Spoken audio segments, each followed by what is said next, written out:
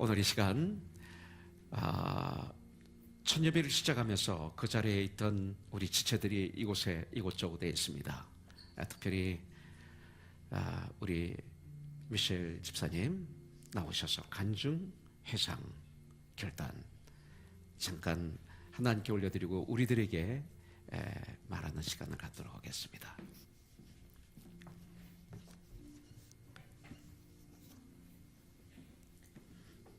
25년 너무 빨리 지나갔습니다.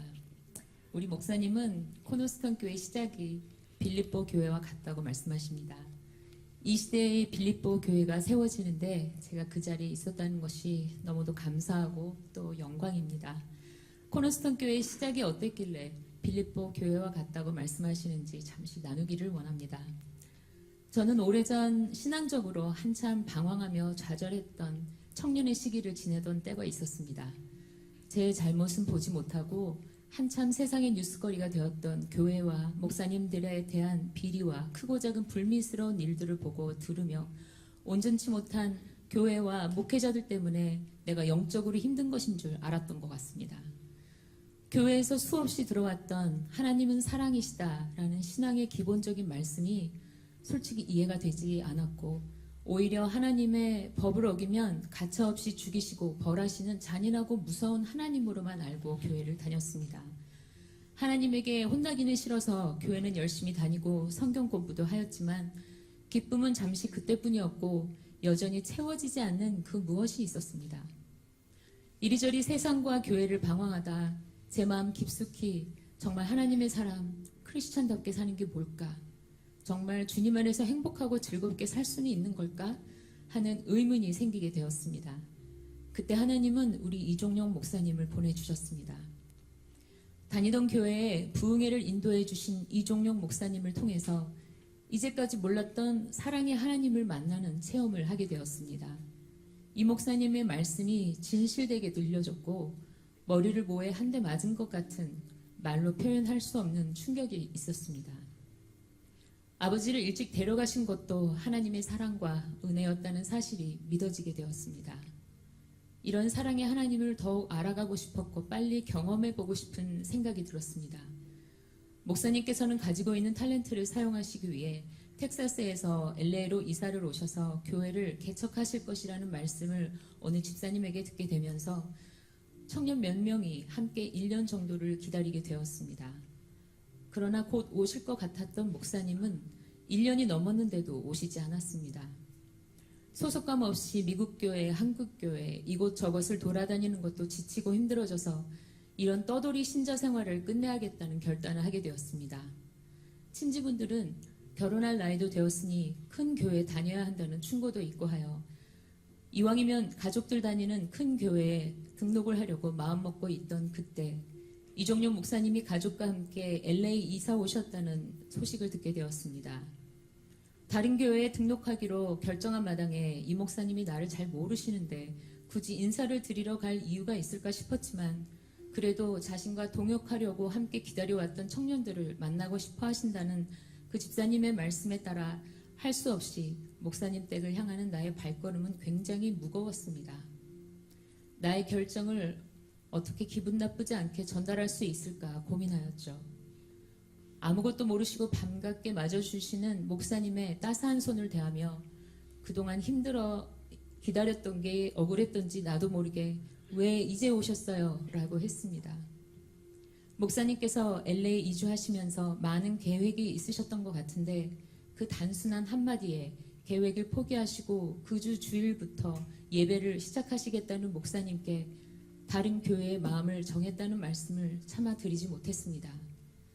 내가 무슨 영향력 있는 사람인 것 마냥 나의 단순한 한마디에 예배를 시작하시겠다는 목사님의 말씀이 몹시 부담이 됐습니다.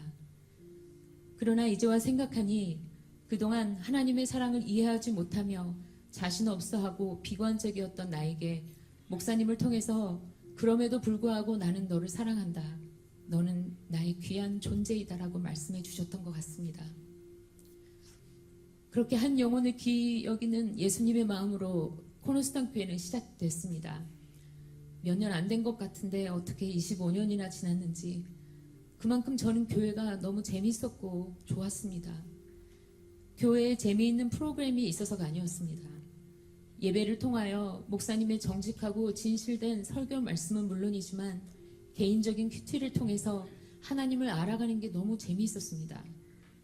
육신의 밥도 먹으면서 영적인 양식인 말씀 큐티를 하지 않으면 온전한 크리스찬이라고 할 수 없다고 수없이 말씀하시고 집요하실 정도로 강조하고 또 강조하시는 목사님의 모습이 어느 날 너무 불쌍해 보여서 시작된 큐티 생활이 나를 이렇게 변화시킬 줄은 몰랐습니다. 말씀을 통해 나를 바라보니 착한 사람인 줄 알았는데 내 자신이 너무도 추악하고 얼마나 더러운지 한 가닥 한 가닥 내 죄를 드러내 주십니다.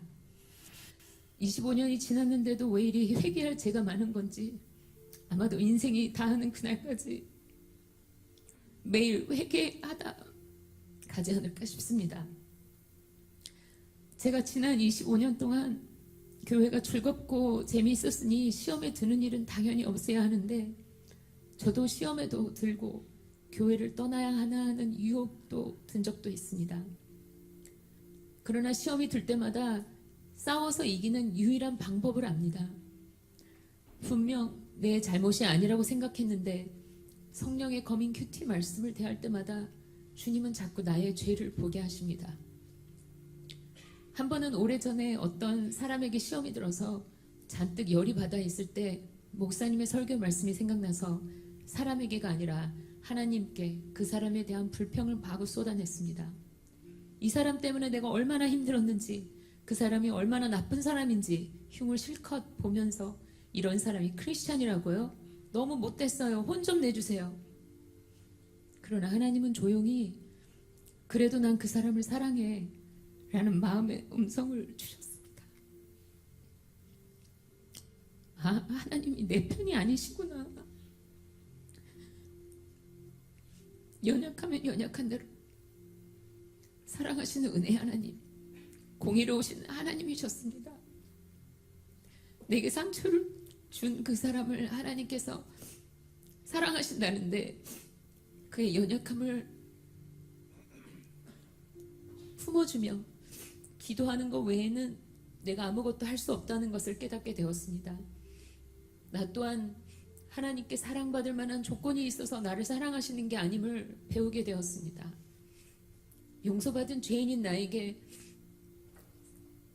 시험과 영적 싸움은 인생이 다하는 그날까지 아마도 계속 오게 되겠죠? 어렵고 힘들지만 승리해 나갈 것입니다. 하나님의 방법으로요. 지난 25년을 한결같이 말씀으로 목양하신 목사님과 사모님이 계셨기에 우리가 커넥션이라는 큰 잔치를 16번이나 할 수 있었던 것 같습니다. 단순한 한마디 왜 이제 오셨어요? 라는 말을 흘려듣지 않으실 정도로 한 영혼을 세심하게 보시고 품으시는 목사님과 사모님은 25년 전이나 지금이나 건강하셨을 때나 암에 걸리셔서 몸이 약해지셨을 때에도 여전히 하나님을 향한 열정과 섬김의 자세가 끊이지 않았음을 기억합니다. 또한 정직한 삶을 위해 노력하시며 말씀을 삶에 적용시키시려 무던히 노력하시는 목사님, 사모님, 아마도 인생이 다하시는 그날까지 늘 한결같으실 겁니다. 25년 전 하나님의 사랑을 이해하지 못했던 한 젊은이에게 한 목자를 통해 나를 향한 하나님의 사랑이 어떤 것인지 직접 보여주시고 영적인 가족을 이룬 코너스톤 교회를 통해 나의 죄의 근성을 깎고 다듬어 주시며 영적 회복을 해주심을 믿습니다. 코너스톤 교회 시작과 비슷한 빌립보 교회의 특징이 무엇일까 궁금해서 한번 찾아봤습니다. 빌립보 교회는 사랑의 교제와 사랑의 봉사와 사랑의 기쁨이 충만했었다고 합니다. 코너스톤 교회는 현대의 빌립보 교회가 확실한 것 같습니다. 우리 코너스톤 교회가 참 좋은 교회이지만 완벽하지 않아서 참 감사합니다. 더 좋은 천국의 소망을 가질 수 있기 때문입니다. 또 존경하고 사랑하는 목사님, 사모님이지만 완벽하지 않으신 것도 참 다행입니다. 더 좋으신 예수님을 더욱 찾고 바라볼 수 있기 때문입니다. 마지막으로 코너스톤이신 예수님이 다시 오실 그날 두 팔을 벌리며 왜 이제 오셨어요? 라고 주님을 반기는 그날까지 코너스톤과 함께 계속 승리를 향해 걸어가기를 소망합니다. 주님을 찬양합니다.